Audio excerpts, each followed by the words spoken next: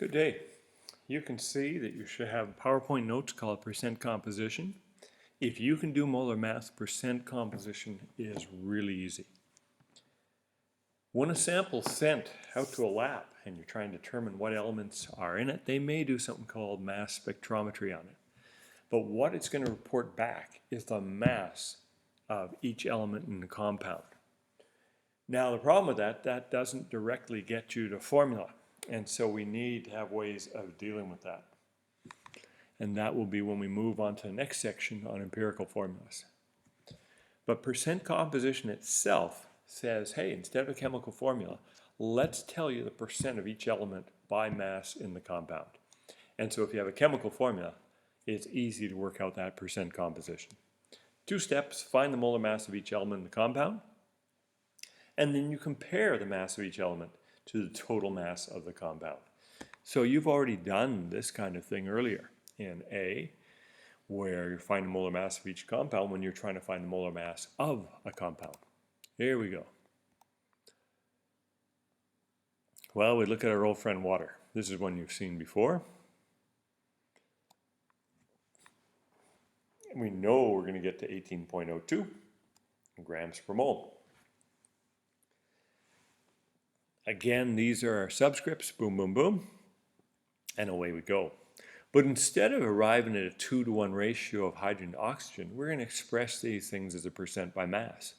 So we're going to take our 2.02 grams per mole, divide by 18.02 grams per mole for the whole compound, and multiply by 100 to express it as a percent.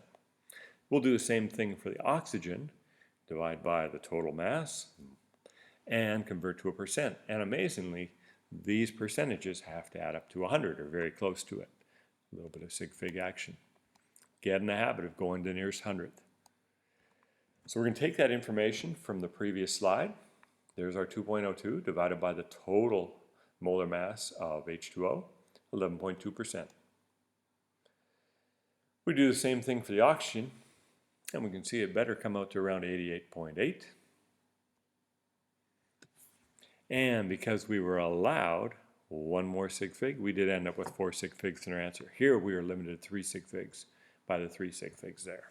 But adding those up, we get very close to 100, and we know we've done it right. We'll try another one. You've seen PbSO4 in your notes earlier. That's why I chose it, so it's easy to copy. If you don't want to copy from here, you should find the earlier notes. This time we have 3 elements to deal with. So even though we have 4 atoms of oxygen, the 1 atom of lead really outpowers things. So look at that mass of lead compared to even 4 atoms of oxygen. So this time we're going to get 3 percentages, 1 for each element.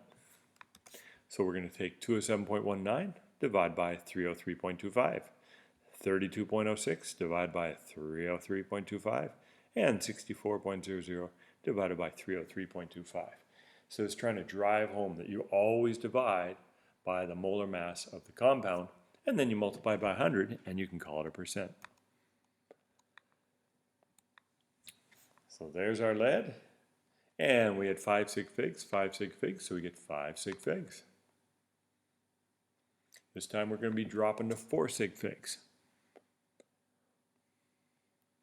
And the next one should be roughly double the sulfur, make it 64, double the 32. So we expect somewhere in the neighborhood of 20 to 22%. Let's see what number barfs in here. Already had 4 sig figs there. So I think there's no sweat to percent composition. Now let's say then the question said we had a 500 gram sample of lead 2 sulfate. And what's the mass of oxygen? Well, I could take that percent, make it a decimal, multiply by 500 grams, and that would tell me the grams of oxygen in that sample. So that's the extension of it, and you're going to get some nice simple worksheets about percent composition.